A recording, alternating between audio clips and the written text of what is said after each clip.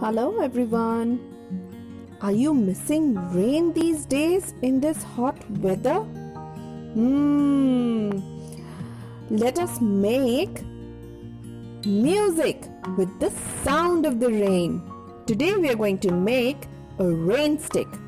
All we need is a cylindrical cardboard which you can decorate with colored paper or tapes, or you can even paint it. I am going to use plastic waste bottles today and some crumpled pieces of foil, a handful of grains, rice grains, and here we are. Let's create magic. I'm going to take a plastic bottle and I'm going to put the foil paper inside the bottle. And then I'm going to transfer the rice grains into the bottle with a spoon. Now shake it nicely.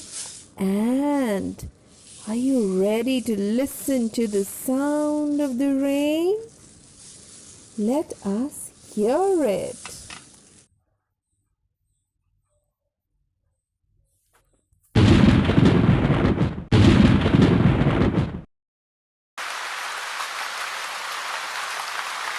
Do make your rain stick and share it with us and enjoy the rain.